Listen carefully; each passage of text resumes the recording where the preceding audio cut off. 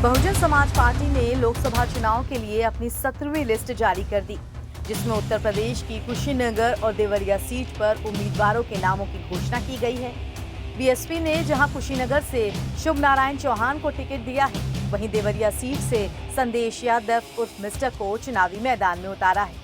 अब मायावती के कुशीनगर से प्रत्याशी उतारने के बाद स्वामी प्रसाद मौर्य को बड़ा झटका लगा है, क्योंकि स्वामी प्रसाद मौर्य खुद कुशीनगर लोकसभा सीट से चुनावी मैदान में हैं।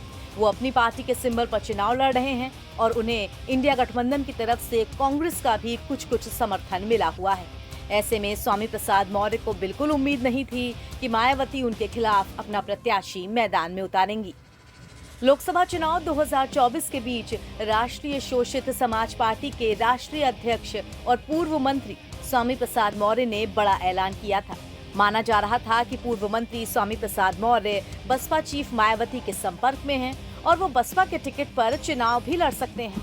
मगर राष्ट्रीय शोषित समाज पार्टी के राष्ट्रीय अध्यक्ष स्वामी प्रसाद मौर्य फिलहाल बसपा में वापसी नहीं कर पाए, या यूं कह सकते हैं कि बसपा में वापसी करने के उनके रास्ते नहीं खुल पाए। 4 दिन से बीएसपी की तरफ से कोई कॉल आने की उम्मीद लगाए बैठे स्वामी प्रसाद मौर्य को सिर्फ निराशा हाथ लगी। इसके बाद खुद स्वामी प्रसाद मौर्य ने साफ कर दिया कि वो कुशीनगर लोकसभा सीट से अपनी पार्टी के चुनाव चिन्ह पर चुनावी मैदान में उतरेंगे। इसके साथ ही उन्होंने नामांकन का भी ऐलान किया। उम्मीद है कि स्वामी प्रसाद मौर्य आज ही कुशीनगर लोकसभा सीट से नामांकन कर सकते हैं, क्योंकि अपने सोशल मीडिया प्लेटफॉर्म पर बाकायदा पोस्टर लगाकर उन्होंने कुछ यूं लिखा था। लोकसभा क्षेत्र संख्या 65 कुशीनगर से राष्ट्रीय शोषित समाज पार्टी के लोकसभा प्रत्याशी के रूप में दिनांक 9 मई 2024 दिन बृहस्पतिवार को जिला मुख्यालय रविंद्र नगर कुशीनगर में नामांकन करूंगा। आप सभी सम्मानित साथी प्रातः 10 बजे पहुंचने की कृपा करें। अब जहां स्वामी प्रसाद मौर्य ने अपने नामांकन का ऐलान किया, तो वहीं आज बसपा ने उनके सामने टक्कर देने के लिए अपना उम्मीदवार उतार दिया।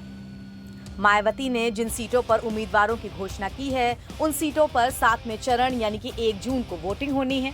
आखिरी चरण में जिन सीटों पर वोटिंग होनी है, उनमें कुशीनगर सीट की अगर बात की जाए तो बीजेपी ने यहां से वर्तमान सांसद विजय कुमार दुबे को ही टिकट दिया है। इसके अलावा इंडिया गठबंधन की ओर से सपा के टिकट पर अजय प्रताप सिंह उर्फ पिंटू सेंथवार चुनावी मैदान में है। बीजेपी ने इस सीट पर साल 2019 में जीत दर्ज की थी और बीजेपी के विजय कुमार दुबे ने सपा के एनपी कुशवाहा को हराया था। वहीं अब सपा ने कुशीनगर सीट से अजय प्रताप सिंह को अपना उम्मीदवार बनाया है और बीजेपी ने मौजूदा सांसद विजय कुमार को फिर से टिकट दिया है। तो देखना दिलचस्प होगा कि मायावती के उम्मीदवार की टक्कर देने के बाद स्वामी प्रसाद मौर्य किस तरह से अपनी जीत सुनिश्चित कर पाते हैं। एनबीटी ऑनलाइन की रिपोर्ट।